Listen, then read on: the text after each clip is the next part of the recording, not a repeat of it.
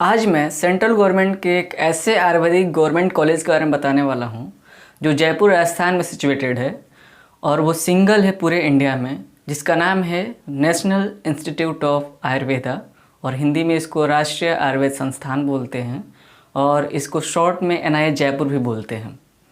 आज मैं इसके बारे में पूरा डिटेल में बताऊंगा कि इसमें एडमिशन कैसे मिलती है, इसकी एनुअल फ़ी कितनी है, इसकी हॉस्टल फैसिलिटी कैसी है और इसकी हॉस्पिटल कैसी है, और भी इसके बारे में बहुत कुछ बताऊंगा। मैं Anurag Kushwaha, BMS student, NIH Jaipur Rajasthan. सबसे पहले मैं NIH जयपुर के इंट्रोडक्शन की बात करूंगा, फिर उसके स्पेसिफिक फीचर्स क्या क्या हैं जो पूरे इंडिया में इसको टॉप बनाता है और अदर जितने भी आयुर्वेदिक कॉलेज हैं उनसे अलग बनाता है।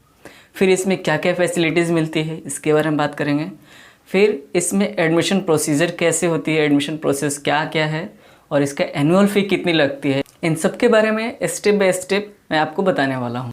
NIH जयपुर के बारे में पहले भी 2 वीडियो बनाया हूँ, लेकिन उनमें कोई ना कोई कमी होने की वजह से बार बार कमेंट्स आ रहे थे, इसलिए मैं फाइनली इसमें पूरा इंक्लूड करके बना रहा हूँ। सबसे पहले इंट्रोडक्शन ऑफ NIH।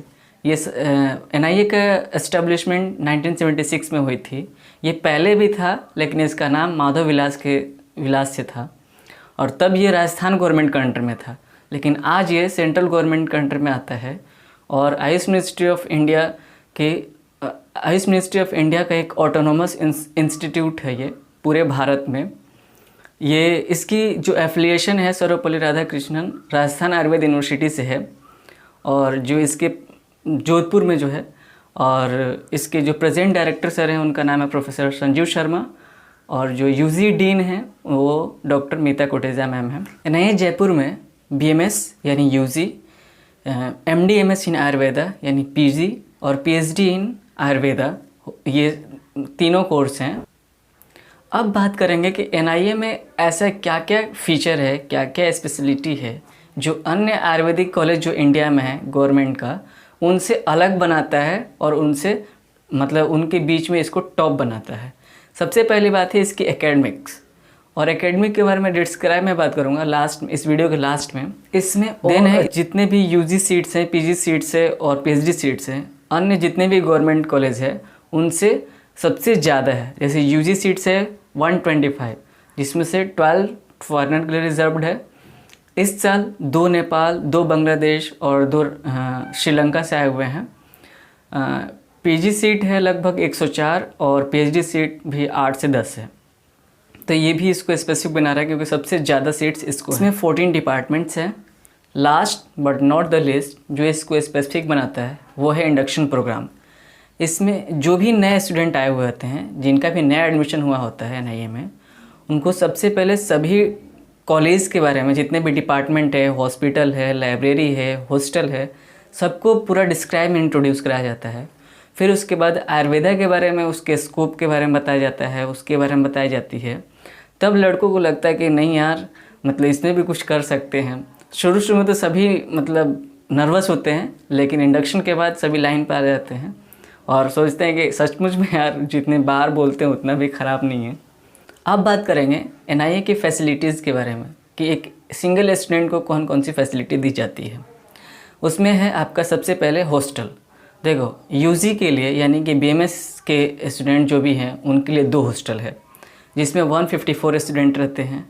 वैसे ही एक UG गर्ल्स के लिए एक हॉस्टल है, PG बॉयज़ के लिए 2 हॉस्टल है और PG गर्ल्स के लिए 1 हॉस्टल है और नर्सिंग के लिए 2 हॉस्टल है, एक बॉयज़ के लिए और एक आपका गर्ल्स के लिए। NIH हॉस्टल में फ्री वाईफाई भी दी जाती है और एक रूम में मैक्सिमम 3 स्टूडेंट रहते हैं और कुछ तो सिंगल रूम भी अलॉट होती है कुछ लड़कों को, और कुछ रूम में 2 स्टूडेंट भी रहते हैं। वो डिपेंड करता है कैसा रूम है।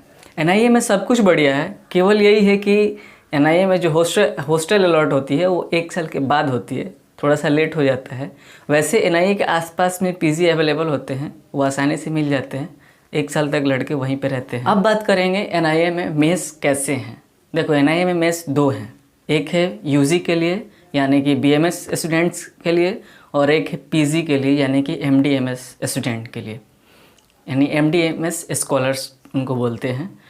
देखो, इनमें फूड क्वालिटी भी बढ़िया है, मेस भी बढ़िया है। NIH में एक बैंक भी है, IT सेंटर है और 2 गार्डन हैं खेलने के लिए।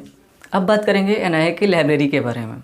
देखो, library central and digital library है और ये फुल एसी है और इसमें फ्री वाईफाई की भी सुविधा है इसमें। देखो, इसमें जिसको भी जो भी मतलब आयुर्वेदा से रिलेटेड कोई भी बुक चाहिए होता है वो इसमें लगभग सभी प्रेजेंट हैं। आप उसमें जाओ, पढ़ो और हो सके तो इशू करा के भी ला सकते हो। अब एनआईए के ऑडिटोरियम के बारे में। देखो, एनआईए के ऑडिटोरियम बहुत ही औसम है, अच्छे तरीके से बनाई गई है। इसमें एनआईए में जो भी जैसे कि कोई भी फंक्शन ऑर्गेनाइज हो रहा है, जैसे कि farewell party, fresher party, cultural programme या कोई भी लीडरशिप प्रोग्राम या मोटिवेशनल हो गया या पर्सनालिटी डेवलपमेंट के लिए स्टूडेंट के लिए जो रिक्वायर्ड है वो सब के सब इसी में होता है, ऑडिटोरियम में होता है। बहुत ही अच्छा है, फुल एसी ऑडिटोरियम है। अब एनआईए के हॉस्पिटल के बारे में। देखो, एनआईए के पास 2 हॉस्पिटल है। एक है कैंपस के अंदर जो सबसे बड़ा है और एक है 4 किलोमीटर दूर एनआईए कॉलेज से, जयपुर में ही है। और इसमें मैं देखा हूँ कि इतने ज़्यादा भीड़ होता है, इसमें इतने ज़्यादा पेशेंट आते हैं दिखाने के लिए। शुरू में तो मुझे विश्वास नहीं हो रहा था कि अरे यार, आयुर्वेदा में भी इतने भीड़ होती है हॉस्पिटल में। हॉस्पिटल में ओपीडी है, आईपीडी है, एक्सरे लैब है, सेंट्रल लेबोरेटरी है, फिर आपका इमरजेंसी वार्ड भी है और इसमें ऑपरेशन थिएटर भी है जिसमें लगभग रोज़ मतलब 8 से 10 पाइल्स, फिस्टुला ये सब ऑपरेशन होती है। देखो, आयुर्वेदा में मेजर ऑपरेशन अलाउड नहीं है इंडियन गवर्नमेंट के अकॉर्डिंग, इसलिए मेजर ऑपरेशन नहीं होते। लेकिन हाँ, जो अलाउ है वो पक्का यहाँ पे होता है। यहाँ पे आई केयर यूनिट है, डेंटल यूनिट है और सबसे ख़ास जो इस हॉस्पिटल में वो है पंचकर्म डिपार्टमेंट, जिसको Guinness book of world record भी मिला हुआ है एनआईए के पंचकर्म डिपार्टमेंट को। पंचकर्म एक अलग ही पद्धति, मतलब आयुर्वेदा के एक अलग ही इलाज करने का तरीका है जो जितने भी इनक्योरेबल डिजीज़ होते हैं वो इसके थ्रू क्योर करे जाते हैं। एनआईए में जिम भी है, योगा हाउस भी है जिसमें गर्ल्स और बॉयज़ दोनों के लिए अलाउ है। जिसको जाना हो, जिसको जो इंटरेस्ट हो वो जाके कर सकते। कॉलेज में एंटी रैगिंग कमेटी भी है जो पूरा स्ट्रिक्ट है, बहुत ही स्ट्रिक्ट है रैगिंग लेने वालों के लिए। वो थोड़ा ही बर्दाश्त नहीं करते हैं। वैसे तो कॉलेज में 0 हो गया है रैगिंग, मेरे साथ तो कभी नहीं हुआ, ना ही मेरे साथियों के साथ। रैगिंग पूरी तरीके से कॉलेज में समाप्त हो चुकी है। अब बात करेंगे एक्स्ट्रा करिकुलर एक्टिविटीज़, यानी कि एक्स्ट्रा क्या क्या यहाँ पे होता है। देखो, सबसे पहले गेम्स के बारे में, गेम्स और स्पोर्ट्स। जनवरी और फरवरी मंथ्स में मतलब बीच में 10 से 15 दिन का गैप में ये स्पोर्ट्स ऑर्गेनाइज करे जाते हैं। जितने भी इंडोर आउटडोर गेम्स है सब होते हैं। जिसको जो इंटरेस्ट है, जो खेलना आता है उसमें पार्टिसिपेट करे और उसमें वो खेल सकता है। सबको एक टी शर्ट और कूपन दी जाती है, जो कूपन आप कॉलेज के कैंटीन में यूज़ कर सकते हो। जब भी इंटरनेशनल योगा डे आता है या आयुर्वेद डे आता है उस टाइम पे एक मेजर प्रोग्राम रखा जाता है, अच्छे से एक प्रोग्राम होता है। और आयुर्वेदा डे के तो 2-3 दिन पहले मैराथन फॉर आयुर्वेदा ऑर्गेनाइज की जाती है जयपुर में एनआईए के द्वारा, और उसमें मैं खुद पार्टिसिपेट किया हूँ। बहुत ही अच्छा लगता है, अच्छा मतलब फील होती है उसमें पार्टिसिपेट होने पे, बहुत ही मज़ा आता है। अब बात करेंगे कि एनआईए में एडमिशन कैसे मिलती है, एडमिशन प्रोसेस के बारे में। देखो, ये भी एक गवर्नमेंट मेडिकल कॉलेज है, तो इसमें भी आपको नीट के थ्रू ही एडमिशन मिलती है। इसमें भी आपको नीट के स्कोर के बेसिस पे जो भी रैंक आता है उसके बेसिस पे आप काउंसलिंग में पार्टिसिपेट करोगे। काउंसलिंग के अकॉर्डिंग ही जब ये कॉलेज अलॉट होगा तब आपको इसमें एडमिशन मिलती है। इसकी काउंसलिंग जो होती है वो Ayush ministry of India conduct करती है, और जिसका वेबसाइट मैं वीडियो के डिस्क्रिप्शन में दे दूँगा। आप उस पर जाके आप रजिस्ट्रेशन करोगे। जैसे कि एमबीबीएस की काउंसलिंग होती है ना, एमसीसी जो है वो कराती है, वैसे इसमें Ayush ministry of India conduct करती है। इसको आयुष काउंसलिंग से भी जानते हैं। जब काउंसलिंग स्टार्ट होगी तब मैं ज़रूर आपको नोटिफाई करूँगा, उसके बारे में वीडियो डिटेल में बनाऊँगा। अब है एनुअल फ़ी कितनी लगती है कॉलेज में। देखो, एकेडमिक का तो मेरी लगी थी 42,025 रुपीज़, ठीक है। और मेस का पर मंथ के अकॉर्डिंग अलग से लगती है, और हॉस्टल फ़ी आपका 7500 लगती है। और इसमें सबसे ज़्यादा इम्पोर्टेंट बात ये जानने की है कि इसमें किसी भी प्रकार का बॉन्ड नहीं है। जैसे कि कुछ आयुर्वेदिक कॉलेज या मेडिकल कॉलेजेस में बॉन्ड होते हैं, जिसमें आप एक बार एडमिशन ले लोगे तो कोर्स कंप्लीट होने के बाद ही उसको छोड़ सकते हो। पहले छोड़ोगे तो आपको कुछ मतलब मनी पेड करना पड़ेगा, उसके बाद ही आप उसको छोड़ सकते हो।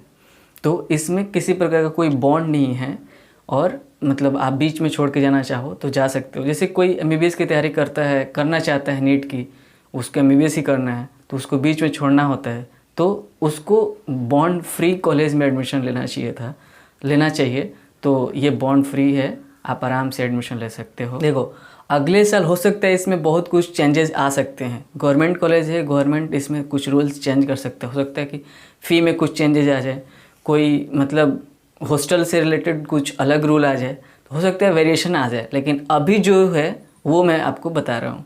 अब लास्ट में मैं आपको बोला था कि एकेडमिक के बारे में बताऊँगा कि NIM एकेडमिक कैसी होती है, जो इसको स्पेसिफिक भी बना रहा था। सबसे पहले क्लासरूम, स्मार्ट क्लासरूम है, फुल AC प्रेजेंट है। वीक में 6 दिन क्लास चलते हैं, 9 से 4 बजे तक क्लास चलती है, 9 बजे सुबह से 4 बजे शाम तक।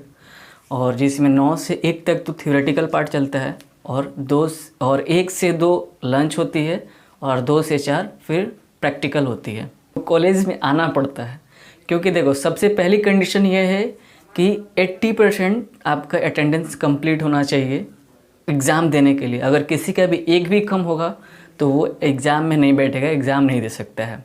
फिर दूसरा चीज़ है कि सभी प्रोफेसर मतलब अपना अपना क्लास लेते हैं, तो रोज़ जो पढ़ाया जाता है वो अगले दिन वो पूछते हैं, और नहीं बताने पर वो एब्सेंट लगाते हैं। तो इसलिए हर एक लड़के को पढ़ना ही पड़ता है और रोज़ कॉलेज आना ही पड़ता है। ये NIA की एकेडमी की एक खूबसूरती है। इस वीडियो में PG डिपार्टमेंट के बारे में कुछ खास नहीं बताया हूँ, ज़्यादा कुछ नहीं बताया हूँ, क्योंकि देखो मुझे उसके बारे में ज़्यादा कुछ आइडिया नहीं है, मुझे नहीं पता है, और मैं उसी इन्फॉर्मेशन को मैं इस वीडियो में बताऊँगा या बताता हूँ जो मुझे 100% मेरे लेवल पे वो ट्रू है, अच्छा है, तभी मैं उसको मतलब शेयर करता हूँ। इसलिए मैं इसको मतलब PG के बारे में इस वीडियो में नहीं बताया। ये रहा पूरा NIA जयपुर के बारे में। आपको ये वीडियो कैसा लगा? अगर अच्छा लगा हो तो लाइक कर देना, और अपने दोस्तों के बीच में शेयर कर देना। कोई डाउट हो इस वीडियो से रिलेटेड आप कमेंट्स करके पूछ लेना।